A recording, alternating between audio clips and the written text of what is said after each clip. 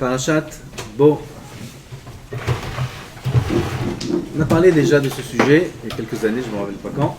Aval, comme c'est très important, d'actualité, ça concerne Baba Salé. Alors on va répéter ce que le Sirot Moussar nous dit dans cette paracha. Bezrat Hashem. Parashat Bo, c'est les 3 dernières makot. Bo, Bet Aleph, c'est 3. Makat Shrin. Là, il y a écrit Vayhazek Hashem et Lev Paro. C'est-à-dire que si il n'y avait pas le rizouk du lève de Paro, qu'Hachem n'endurcit pas son cœur, tout de suite il dit au Bnei Israël, vous sortez. Mais pas comme il a dit les autres fois. Oui, sortez, et après il les fait revenir. Non, mais cette fois-ci, après la Maka, tout le monde sort et c'est terminé. Alors la Kadosh Baruch Hu, il a dit, maintenant que tu les as pas laissés sortir jusqu'à maintenant, alors tu n'auras pas le srut, tu n'auras pas la mitzvah de les laisser sortir, on va endurcir ton cœur, comme ça le monde entier verra les makot que Paro et l'Égypte ont pris. Les man, shiti, ototai et les bekirbo. Qu'est-ce qu'il y a de spécial dans Makat Shrin? C'est ce que demande le Sirot Moussar. Pourquoi toutes les makot n'ont pas suffi pour avoir le besoin qu'Hachem endurcisse le cœur de Paro? Pourquoi Makat Shrin tout d'un coup? Là, Paro, si ce n'était pas l'endurcissement de son cœur par Dieu, il aurait laissé libérer, sortir Am Israël. Pourquoi? Qu'est-ce qu'il y a de spécial en Shrin? Bonne question. Et le Rav nous dit une introduction qui est très importante. Et ça commence par Adam Arishon. Quand Akadosh Baruch Hu a créé Adam Arishon, notre ancêtre, le premier, c'est écrit, d'abord, c'est pas écrit ici, c'est écrit dans le Midrash, que les malachim, ils étaient un peu embrouillés, les anges. Ils ne savaient plus qui était Dieu, qui était l'homme. Tellement qu'Adam Arishon, c'était une création divine qui était presque divine, elle-même. À tel point que les anges, ils balbelou. Ils regardaient en bas, ils regardaient en haut, ils voyaient ce qu'il y avait en haut, il y avait en bas. Ce qu'il y avait en bas, il y avait en haut. Qu'est-ce que c'était Adam Arishon? Chazal nous dit qu'Adam Arishon voyait, il était misofer en l'âme à Tsofo. Adam Arishon, il était d'un bout à l'autre du monde. Pas il voyait, il était d'un bout à l'autre du monde. Et il était grand du ciel à la terre, de la terre au ciel. Alors ça veut dire quoi? Il était carré? Qu'est-ce que ça veut dire? Il est d'un bout à l'autre du monde, il est grand du ciel à la terre. Le Vadaï, on ne parle pas de sa forme physique. On parle de sa sagot. En français, perception, sa force. Sa force était d'un bout à l'autre du monde, de la terre au ciel. Ça, c'était avant la faute. La force d'Adam Arishon, c'était comme une force divine. Après, il a fauté. Qu'est-ce qu'il a fait à Kadosh Baruch Hu? Mirato. Il l'a fait en petit. Aval, c'est les forces qu'il avait avant en plus petit. Les forces de l'homme sont énormes. Même après la faute d'Adam Arishon, les forces de l'homme sont énormes. Et c'est très important de le savoir. Pour savoir où fixer nos objectifs. Comme on va voir de suite. Tout le monde connaît l'histoire de Myriam. Pas de Myriam. Myriam, elle a mis Moshe sur le fleuve. Et il y avait là-bas Bithia, Bat Paro. Pas Batia. Ça n'existe pas Batia. Bithia. Comme ça c'est écrit dans le Navi. Bithia, Bat Paro, elle est venue. Elle a vu l'enfant. Le berceau, elle n'a pas vu qu'il y avait dedans, elle a vu le berceau. Et il y a écrit Vatishlach et Tamata. Elle a envoyé son bras. Il était où le berceau? À combien? Quelle distance? Chichi Mama, il y en a qui disent 30 mètres. 30 mètres le berceau, il a 30 mètres de toi. Tu tends le bras. C'est pas logique. Oui, t'es assis à table, la table elle fait 3 mètres. Au bout de la table, il y a le sel. Tu fais comme ça? Qu'est-ce qu'il fait? Peut-être le bras, on va voir, ça va. On peut se déboîter, on va gagner quelques centimètres. 30 mètres! Maïeuse, qu'est-ce qu'elle fait ça? Et en plus, c'est écrit quoi après? Elle a fait ça. Benishtra Vreva, Amata, son bras, il s'est allongé. Elle a pris le berceau, et le bras, il est revenu. Il dit le Rav, il faut être Sirot Moussa pour dire ça. Il dit le Rav, c'est pas Kepchuto. Quoi? Le bras il s'est allongé, elle a eu un bras de 60 mètres, de 30 mètres. Putain, mais elle a attrapé, et le bras est revenu. Qu'est-ce que c'est? C'est animé. C'est possible. C'est possible. Chas v'shalom. Pas voir ça comme dire que c'est pas possible, que ça n'existe pas des choses pareilles. Chas v'shalom. Kadosh Baruch Hu, il peut tout faire. Il peut faire même le doigt de 60 mètres. Il peut tout faire. Peut-être que c'est possible. Seulement, il n'y a pas besoin d'expliquer que c'était ça qui s'est passé. Le pirouche est que la volonté très forte et très profonde de Bithia de récupérer ce berceau-là a fait qu'elle avait une force naturelle, comme si son bras s'était allongé de 30 mètres pour récupérer le berceau. Elle a réussi à faire venir le berceau à elle, comme si qu'elle l'a pris avec son bras. Cette force-là, elle s'appelle Yichud Alev, comme on va voir par la suite. C'est-à-dire qu'un homme a en lui des forces d'agir de manière surnaturelle, mais ça s'appelle, c'est pas un S. C'est pas surnaturel. Il a des forces de faire certaines choses qui sont au-delà des forces normales. On voit ça chez Yaakov Avinu. Vaïgal Yaakov et Even. Tous les bergers, ils se sont mis autour de la pierre. Yaakov, il vient les voir. Qu'est-ce que vous faites? C'est pas le moment. On est en pleine journée. Allez faire paître le troupeau. Ils disent, on a besoin de donner à boire et on attend que tous les bergers se réunissent pour enlever la pierre.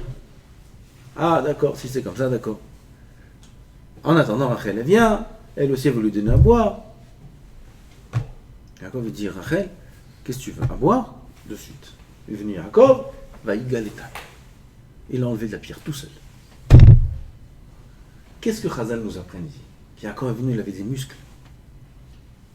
C'est ça qu'on apprend de là. Il y a un bayat. On ne dit pas c'est piyutim, les Ashkenazim disent ça. Yihed lev vegal even mi pene ber. Maim ba'avuro al timna maim. Dans la tfila qu'on fait, peut-être qu'on dit ça dans Tikkun à Geshem. Yihed lev, on parle de Yaakov Avinu. Yihed lev, il a uni son cœur. On va expliquer par la suite c'est quoi l'unicité du cœur. Vagal even, il a enlevé la pierre. Ba'avuro, par son mérite, Altim Namaim, nous aussi donne-nous de l'eau. C'est une fila pour la pluie. Par le mérite de quoi? De sa force physique. Est-ce que c'est possible de dire que c'est une force physique de Yaakov de venir et d'avoir des muscles pour enlever la pierre? Et par ce mérite, on demande donne-nous la pluie? C'est pas que non. Et là, c'est une force, pas physique. C'est une force qui s'appelle Yichud Alev. Yichud Alev, c'est-à-dire que quand un homme, il met tout son cœur et il est persuadé qu'il va réussir à faire cette chose-là, il la fera. Il réussira à la faire. Yichud Alev. Un homme a les korotes en lui, comme ça, Kadosh Baruch Hu a créé l'homme, de pouvoir agir au-delà de ses forces normales. On voit ça même dans le monde. Une fois, on m'a raconté, c'est vrai, je pense, parce qu'ils ont dit que c'est passé à la télé et tout. Pas que la télé, c'est une preuve. Aval, je crois que c'est vrai, parce que j'ai entendu beaucoup d'histoires aussi comme ça, qu'une fois, il y avait une femme, son enfant, il est passé sous une voiture. Il y a une voiture qui est venue, elle crée un enfant était sous la voiture. Et elle est venue toute seule. Elle a levé la voiture. Elle a levé la voiture, elle a sorti l'enfant. Vous avez entendu ça? Voilà. Il y a encore beaucoup d'histoires comme ça. Quand il y a le feu dans une maison, les gens ils sont capables de sauter par les fenêtres, ils sont capables de faire des choses que c'est impossible de faire en temps normal. Quand un homme il est en danger, il est poursuivi par un lion, il peut courir comme jamais il a pensé de sa vie qu'il aurait pu courir. De sa vie, et c'est réel. Et d'où il a les forces? Pourquoi quand il n'est pas le lion et il fait une course avec son copain, il n'arrive pas? Iroud Alev. C'est quoi Iroud Alev? Maintenant, il met toute son énergie, toutes ses forces, il est persuadé qu'il est obligé de le faire, sinon c'est fini. Et tout d'un coup, il y a des forces qui se dévoilent, qui se découvrent chez lui. Ils appellent ça de l'adrénaline, ils appellent ça ci, ils appellent ça ça. Mais c'est reconnu ces choses-là. Tout d'un coup, il arrive à faire des choses dans son corps, on peut expliquer ça même physiquement, où il développe une force qu'il n'a pas d'habitude. C'est Yichud Alev. Yaakov Avinu, pareil, il n'a pas dormi Shem Va'ever 14 ans. 14 ans, quand on dit il n'a pas dormi, c'est pas qu'il n'a pas dormi dans un lit. Sur une pierre, il n'a pas dormi. Parce qu'après, quand il a dormi sur une pierre, on dit que c'est la première fois qu'il a dormi. Sur une pierre, il n'a pas dormi. 14 ans, un homme, il reste en position verticale. Il ne s'allonge pas une fois. Comment un homme, il a la force de faire ça? Yichud Alev. Maintenant, il faut le faire. Maintenant, 14 ans, je prends sur moi d'étudier. 24 ans, ils allaient dans des grottes. 12 ans. Le classique, le temps normal, c'était 12 ans. Tous les Tanaïm là-bas, 12 ans.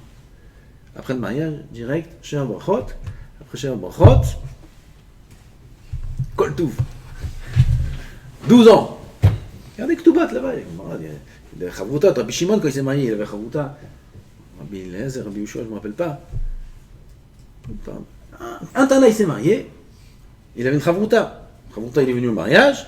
Après le mariage, le soir même, il dit je pars. Il dit attends, moi je finis chez Abrachot. Attends, 7 jours, je finis chez Abrachot, je viens avec toi. Non, moi je t'attends pas. Il est parti tout seul dans la grotte. Tout seul dans une grotte, déjà, c'est pas mal. Tout seul, il est parti là-bas. L'autre Acham, il a terminé les chez Abrachot. Il est venu, il lui a fallu quelques années pour rattraper ce que lui, il a fait en 7 jours. Partez dans les grottes, 12 ans. Comment tu restes 12 ans dans une grotte? Comment tu restes 12 ans? Comment tu restes une nuit dans une grotte? Tu sais quoi, une nuit dans une grotte? Non, on ne sait même pas c'est quoi une grotte. Alors regardez, sur la route de Yam HaMelach, quand j'ai vu ça, j'ai compris c'est quoi une grotte. À l'aller, j'ai voyagé, il faisait jour. Au soleil, il y a des grandes montagnes sur le côté de la route, et là, dedans il y a des grottes.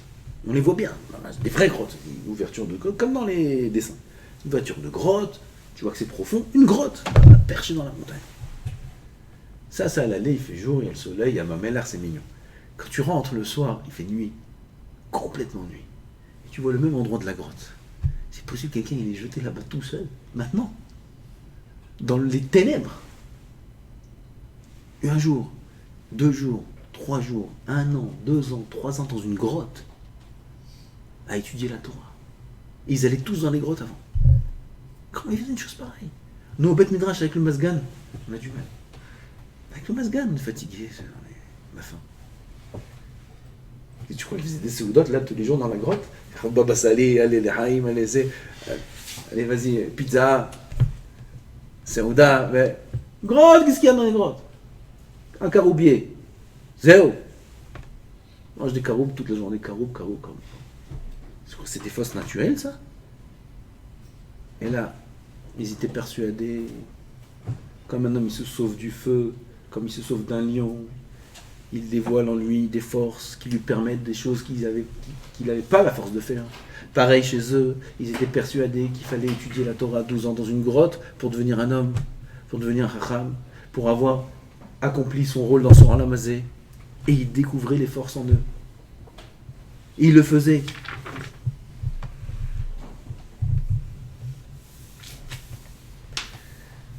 Ça allait dire, top, c'est bien Yaakov Avinu, c'est bien Batia, c'est bien, eux c'était des grands hommes. Aval nous, aujourd'hui, qu'est-ce qu'on va faire? Nous, on est capable d'être comme Rabbi Akiva Eiger. On est capable d'être Laisse tomber Rabbi Akiva, c'était trop loin. Stapler. Stapler, il y en a dans notre génération qui l'ont connu, beaucoup. Tous les anciens, ils l'ont connu, Stapler. Le père du Rav Kanievski. Niftar, il y a 25, 30 ans, quelque chose comme ça, un peu plus peut-être. Son seder de Limoud, c'était 36 heures d'affilée. Et il dormait 4 heures. C'était ça son cycle de vie. 36, 4, 36, 4. Il était même plus réglé avec le jour et la nuit. 36 heures. Comment un homme il peut étudier 36 heures? D'où il a la force de rester 36 heures assis? Peut-être qu'il faisait des tfilotes. Peut-être qu'il mangeait quelque chose au milieu. Peut-être, je sais pas sûr. Baba Sali ne mangeait pas une semaine entière. Même ça qu'on raconte sur Baba Sali, c'est pas toute sa vie. C'était une période dans la vie. C'était un Nitafsaka, de Motzei Shabbat à vendredi soir. Afsaka, pas rien, il mangeait rien. Manger, disons qu'il ne mangeait pas. Elle s'asseoir, étudier 36 heures d'affilée, en plus sans manger. C'est dur. D'où un homme il a des forces. Pourquoi lui, oui? Pourquoi nous, non?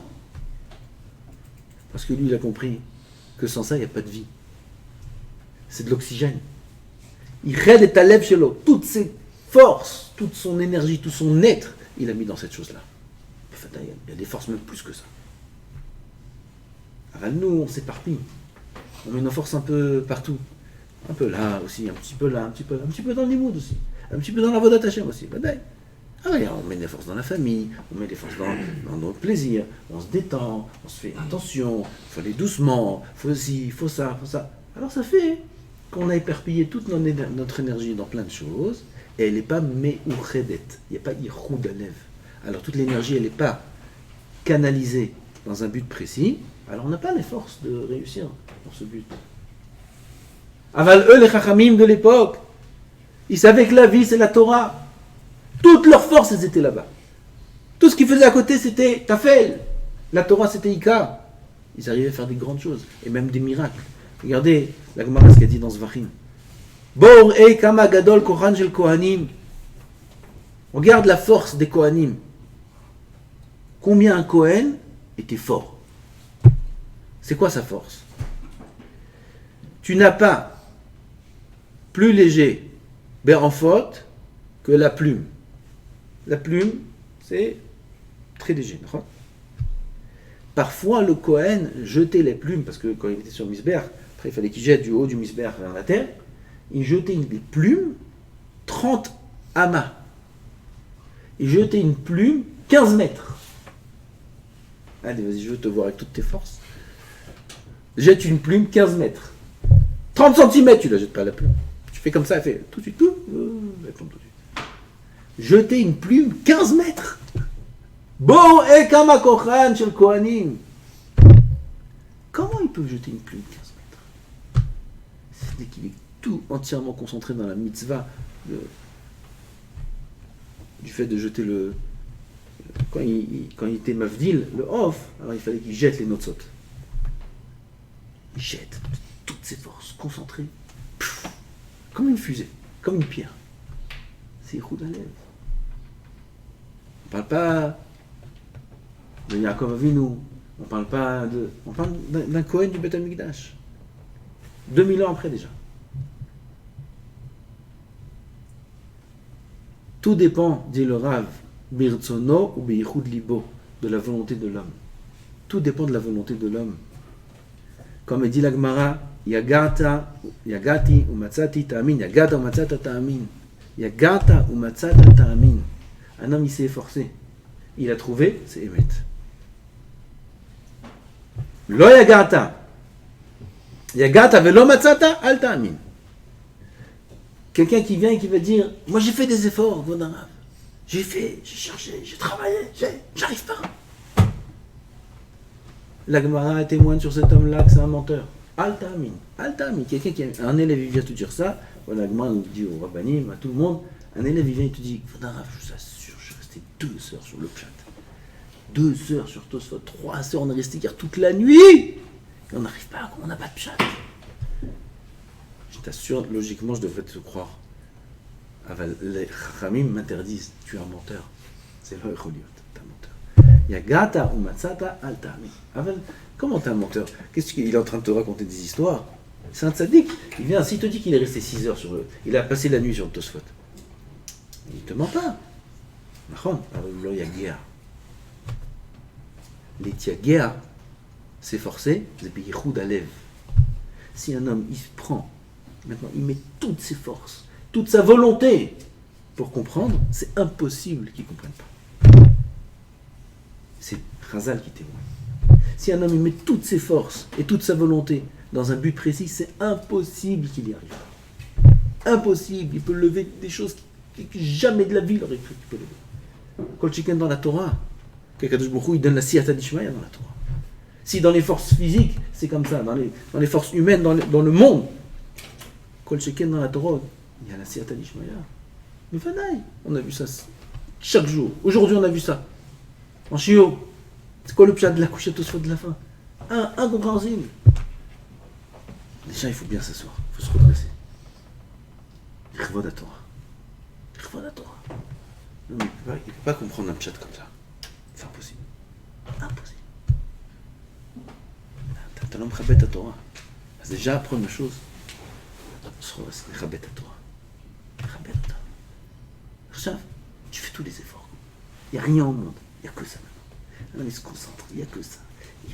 Il réfléchit comme si que sa réflexion logique, elle va l'entraîner à quelque chose. Si tu as fait le tour de la question, tu n'as pas trouvé une réponse, d'où tu vas la sortir? Non, jamais vous avez réfléchi à ça? Comment un homme il comprend un pshat? Comment on comprend un pshat? Quelqu'un qui est intelligent, il a le texte devant lui, il réfléchit, il fait le tour, il est intelligent, il sait analyser, il sait faire il fait tout. Il n'y a pas Chidas Touma, c'est une énigme. On ne comprend rien à ce qu'il y a écrit. Tous les Mefarshim me posent la question, on ne comprend rien à la couchette de Tosfot. Alors d'où il a sorti le pshat? Des Yichud Alev. Il va sortir des choses qui sont illogiques. Illogiques. On va lui mettre dans sa tête comme ça. On va lui donner la force. Il va rentrer dans une autre dimension de Chokhmah.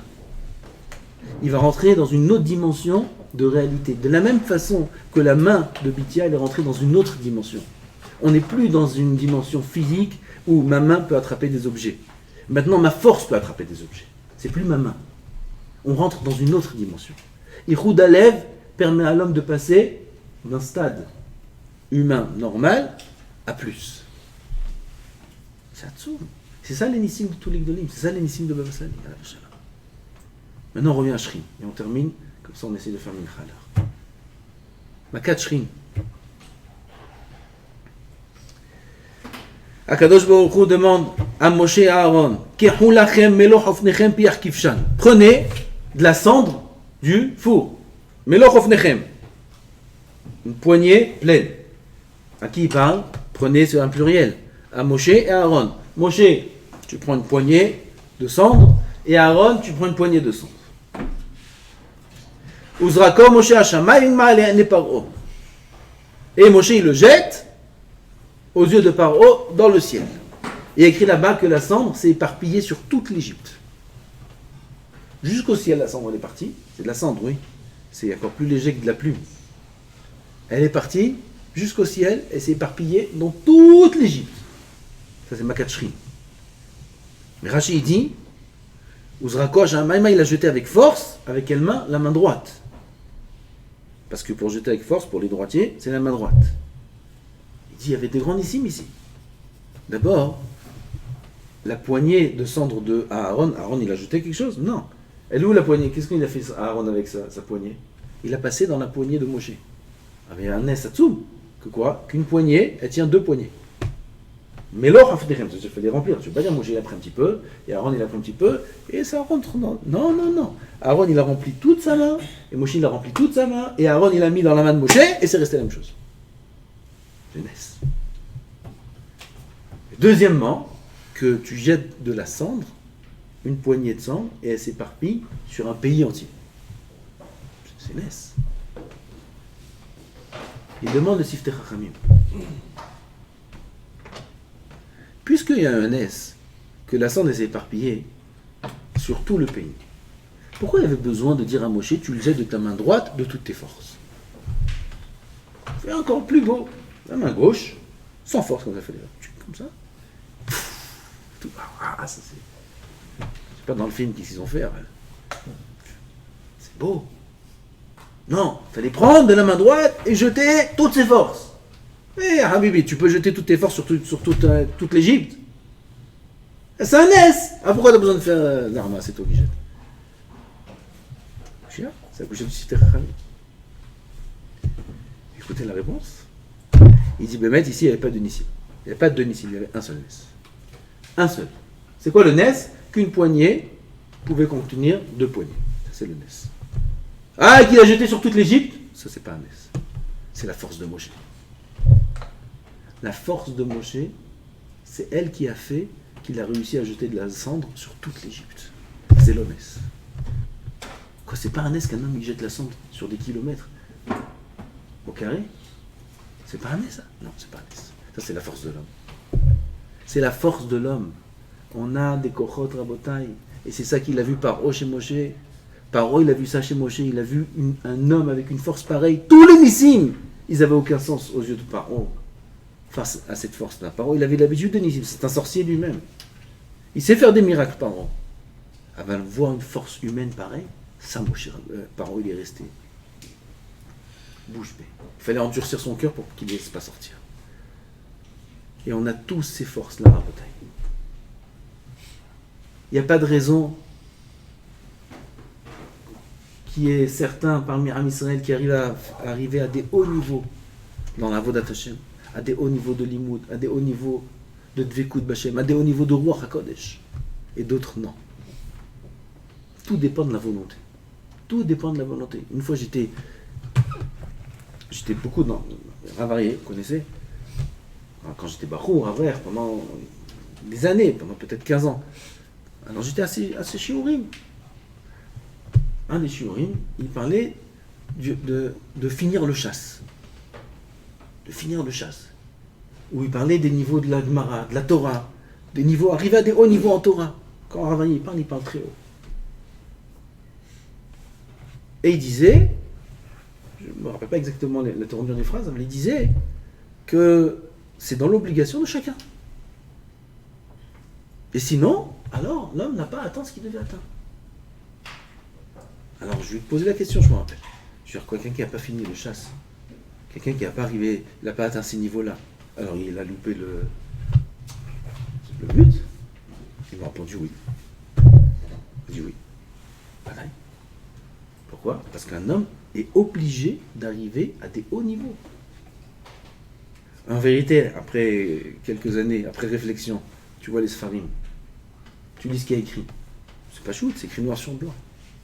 Kadosh Baruch Hu nous a donné la Torah pour le servir au maximum de nos capacités, au maximum de nos forces. Mais c'est la Tisharim écrit là-bas. Mais c'est la Tisharim là. Roger? Merci.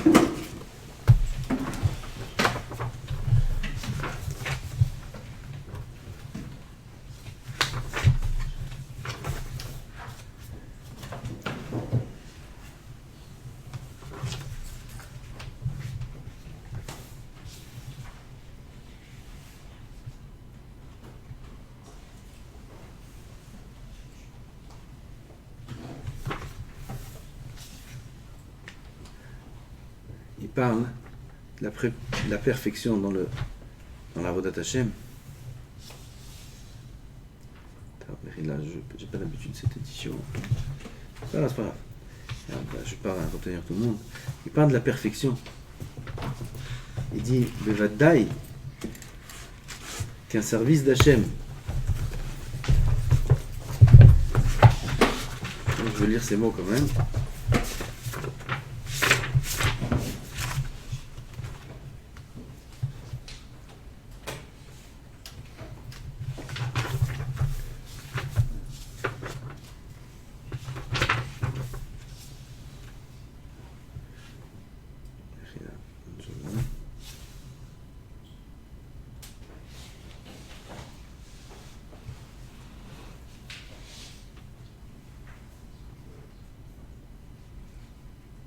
Chila.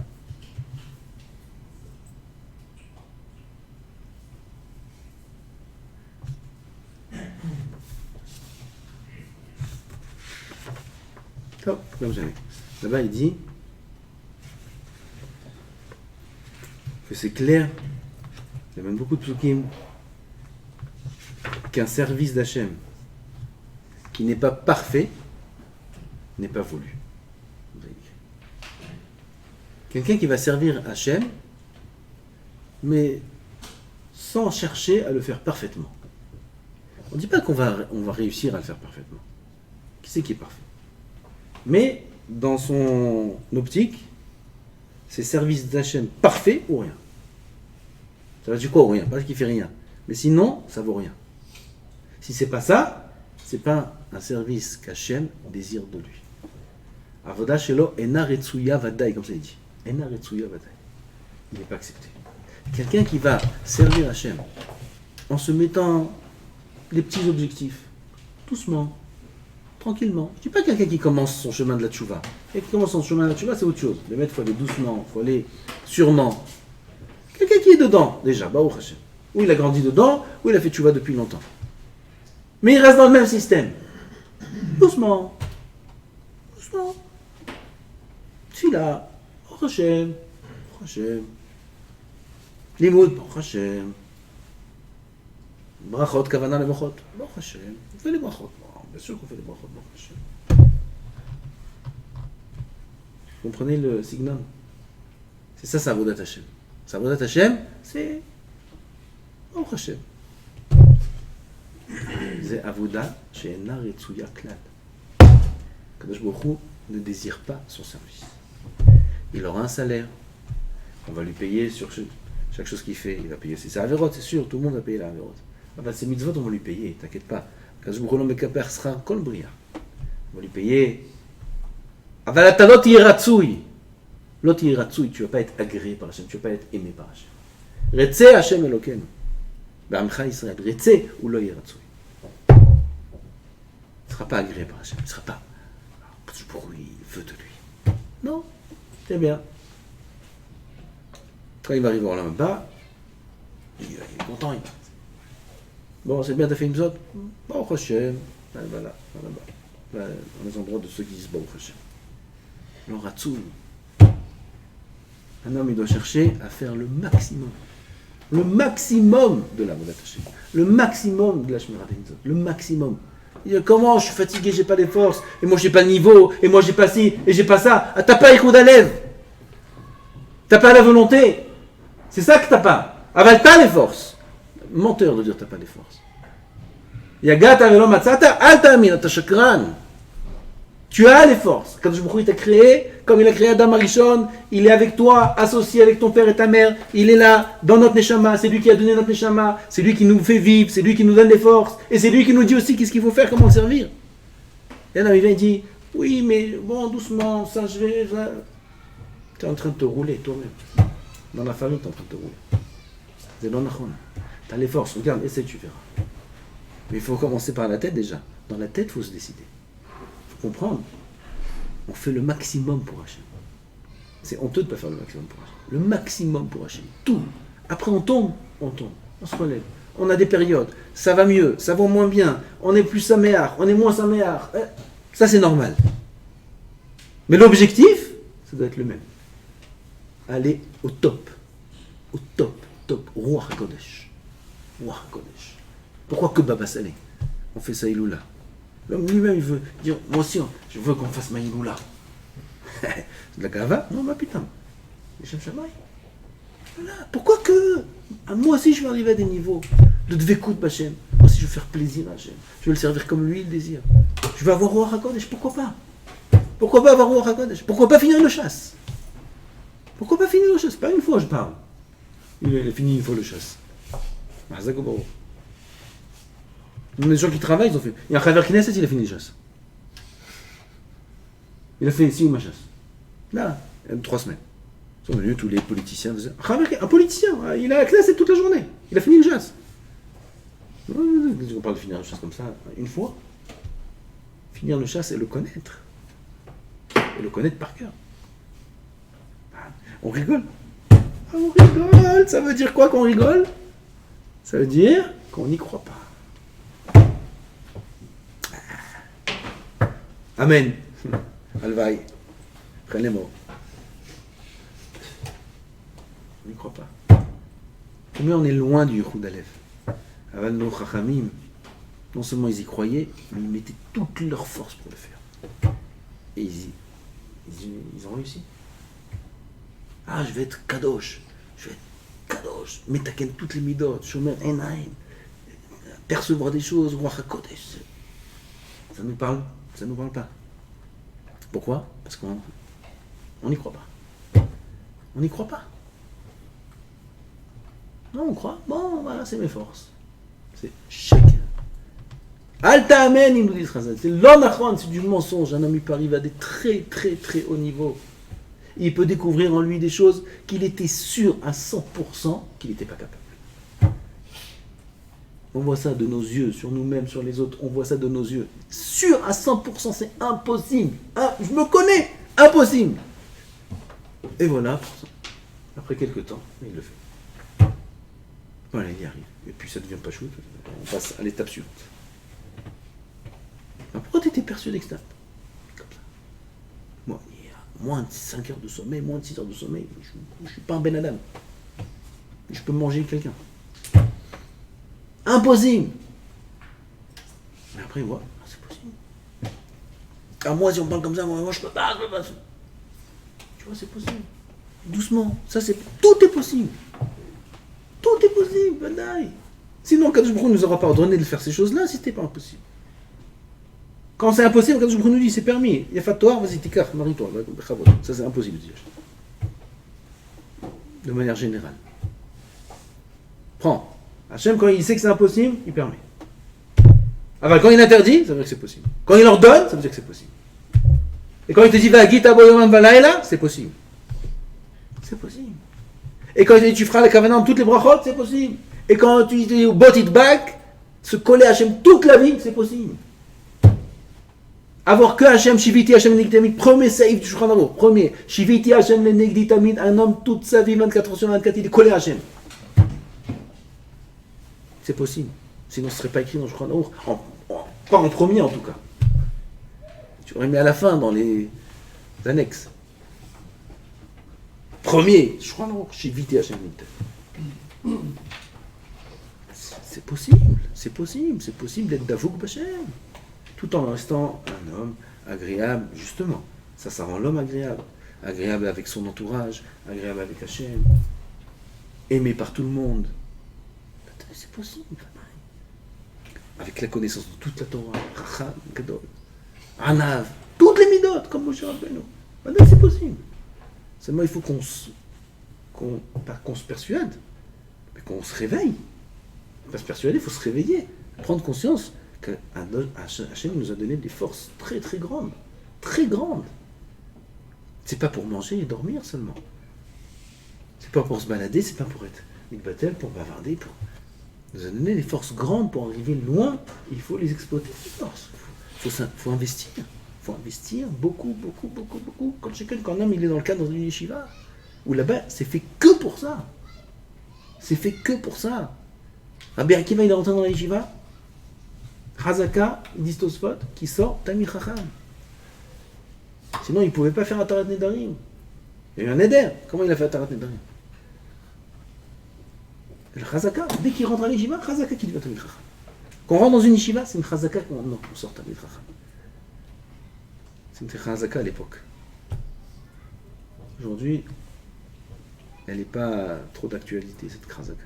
Si Chachamim ils nous disent que c'est une Chazaka qu'un homme qui est dans une Yeshiva et sort Tamil Chacham, c'est qu'en potentiel ça existe. Il faut sortir Tamil Chacham d'une Yeshiva. Le Chafetz Chaim, alav shalom, il était une fois assis dans une pièce à côté du Beth Midrash. Il y avait à côté de lui un Rav. Il est niftar ce Rav-là. Il y a quelques années, il a connu Chafetz Chaim, c'est lui qui raconte cette histoire. Il entendait les Bachourim au Beth Midrash, qui étaient dans le limoud. Mais des pilpoulim. D'après ça, des pilpoulim. L'autre il est marqué comme ça, l'autre il est comme ça. En fait, il entend ça et il lui dit à ce Rav-là, Qu'est-ce qu'ils font ceux-là là-bas? Ils perdent leur temps. Ils apprennent pas la Torah. Il dit Taméani, comme ça il dit. Il dit Taméani, j'arrive pas à comprendre. J'arrive pas à comprendre comment un élève chez moi, à Radin à la Yeshiva, il sort de la Yeshiva et il connaît pas au moins 4 Zdarim. Taméani, comment c'est possible? Un Baruch qui a fait 3 à 4 ans de Yeshiva, 5 ans peut-être, il est censé s'en sortir avec 4 Zdarim, ou 2 de Nashim Nezikim. Tout Nashim Nezikim. Dans la main, tout Nashim Nezikim. Baba Kama, Baba Metzia, Baba Batra. Makot, Sanhedrin, Kiddushin, Yevamot, Sota, toutes les masertotes de Nashim. Ktubot, tout ça dans la main. Il dit Tamerni, c'est pas que Khafetz il dit il faut comme ça, c'est un objectif à atteindre. Je comprends pas comment c'est possible. Qu'un homme il sort de la yeshiva, il n'a pas 2 Zdarim dans la main. Nous, si on a 20 dapim, on a bien étudié ce semaine. Il ne comprend pas. Taméani, comment c'est possible? Ça veut dire que, normalement, on devrait faire beaucoup plus. Mais moins que 2 Zdarim. Comment c'est possible? C'est Khafetz Chaim, il s'étonne. C'est pas il y a 1000 ans. C'est il y a 100 ans. Même moins. S'il s'étonne, comment c'est possible? Ça veut dire que c'est pas chaud qu'on est capable. Pourquoi on ne voit pas ça aujourd'hui? Parce qu'on est persuadé qu'on est nul. On est persuadé qu'on est petit. On est persuadé qu'on est incapable. C'est tout. Les fautifs, c'est nous-mêmes. Il suffit de changer dans la tête et se fixer des objectifs qui sont très hauts. Et un homme il va découvrir des forces chez lui qu'il ne pensait pas qu'il avait. Même les hommes, les femmes, c'est pareil. Pareil, les femmes, la tsniout, le kissoui. Impossible. Impossible, mais parler il y a 3 ans, 4 ans, impossible, on me coupe la tête, ils disent des mots graves. Coupe la tête, pas qu'ils sont, quoi, impossible, je peux pas sortir, j'aurai honte, je vais devenir rouge, je vais mourir, je vais truc, qui sont, impossible, perruque peut-être, mais qui sont. Je la vois un an après, qui souille comme ça, fermé et tout, non, tu vois même pas ça. Eh madame, vous avez la tête, vous avez le truc, vous n'êtes pas morte, hein? Makara. Ah non, qu'est-ce qu'on se sent mieux avec le kissou? C'est la pureté, c'est la elle te fait la poésie. Makara. Makara, tu crois que t'es pas capable? T'es capable. Arrête de dire impossible. Arrête de dire je peux pas. Arrête. Voilà, le monde il te prouve que c'est faisable. Tsniou, dans plein de choses. Shabbat, impossible, Shabbat, impossible. Il fait Shabbat, et puis il fait toute la semaine Shabbat. Impossible d'arrêter ça, impossible ci, impossible ça. Est-ce que tu vois c'est possible? Et quand il dit c'est impossible, c'est pas du bluff. Ils sont sûrs que c'est impossible. Surtout chez les femmes, quand elles sont nérolignes, elles sont bloquées sur un truc, là-bas, c'est une femme, c'est impossible. Non, tu vois, et tu vois que oui, putain. Et nous-mêmes, c'est comme ça. Nous-mêmes, on pensait que c'était pas. Mais on voit que oui, c'est possible. C'est facile. C'est pas possible, c'est facile et c'est un kiff. C'est un plaisir. C'est un plaisir, la voie d'attaché. On n'arrête pas de répéter ça. Non seulement c'est faisable, non seulement c'est possible, mais en plus, quand on atteint ces niveaux-là, toute chose qui n'est pas là-bas, moins que ça, ça me dérange. C'est pas agréable. Ah, maintenant, je dois sortir. Ah, maintenant, je dois voyager. Ah, maintenant, je dois ci. Ah, maintenant, je dois ça. Rester dans mes livres, j'ai envie de rester dans ma Torah, dans ma Kedusha, dans mes tfilotes, dans mon minyan, le même minyan tous les jours. Il faut changer, ça dérange. Non seulement ça devient possible, mais en plus, quand on t'enlève ça, c'est impossible. L'inverse, c'est impossible. Moins que ça, c'est impossible. Ça devient l'inverse. Il faut se prendre. Alors là, il faut grandir. Il faut voir notre tzadikim, nos exemples. Baba Sani ala Shalom. Tous les tzadikim qu'on voit même aujourd'hui. Il y a des tzadikim aujourd'hui qui sont des gdolés en âme. Rav Eliashiv alav shalom. Rav Eliashiv était baki dans tout le chasse, dans tous les rishonim, mot à mot. Tous les rishonim, vous connaissez le Rashba, de Brachot, Anida, par cœur, mot à mot. Le Ritba, mot à mot. Le Meiri, mot à mot. Il connaissait tous les rishonim, mot à mot. C'est un métier. Il y avait un chacham une fois, il était avec Rav Ovadia. C'est pas le Rav Ovadia, mais c'est d'autres Chachamim de son époque. Il y a un ran Tipat Halav s'appelle. Un ran qui parle en Choulin, Tipat Halav, une goutte de lait qui tombe dans 3 dapim sur Bassar de Halav.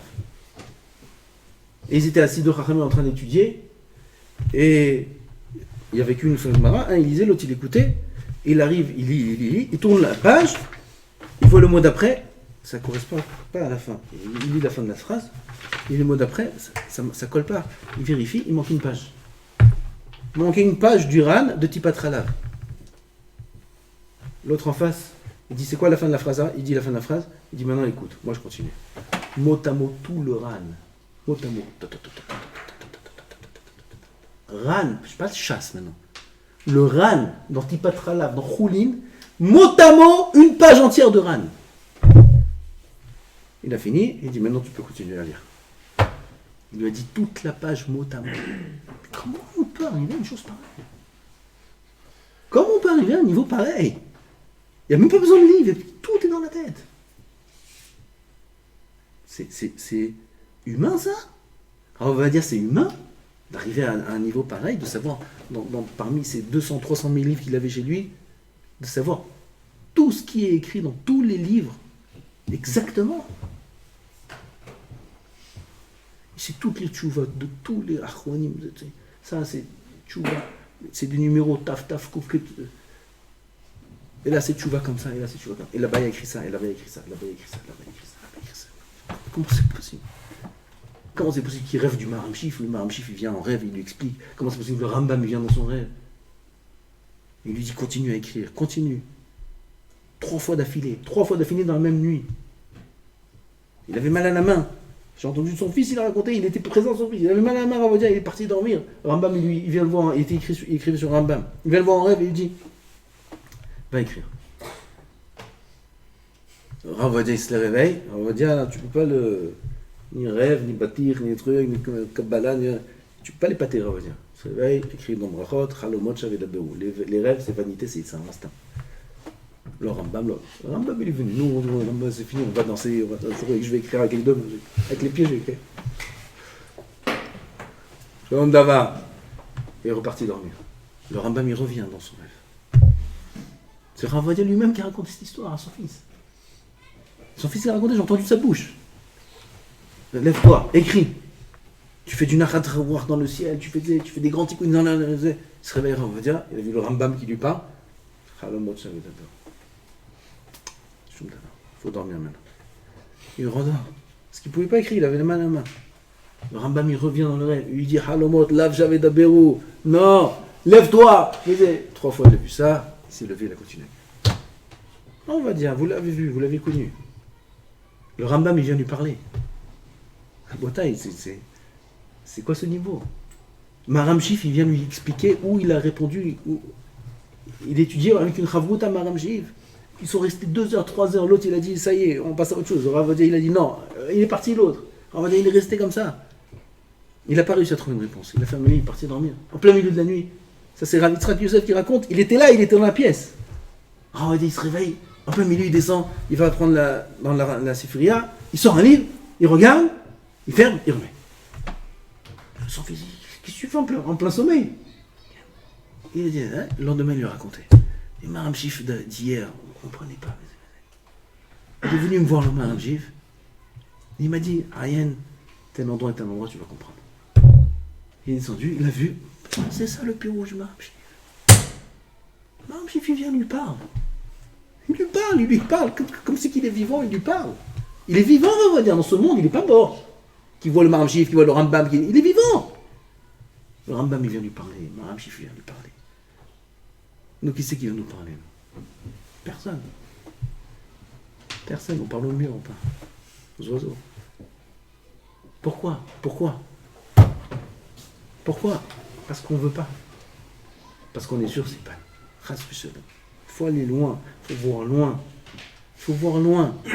Même si on n'a pas l'impression qu'on peut y arriver. Oui, on peut y arriver. Et bien, c'est que comme ça qu'on y arrive. C'est que comme ça qu'un homme il peut percer. Peut arriver loin, à des hauts niveaux, que s'il est persuadé qu'il peut y arriver. Jamais Zakenu Baruch Adonai L'Olam.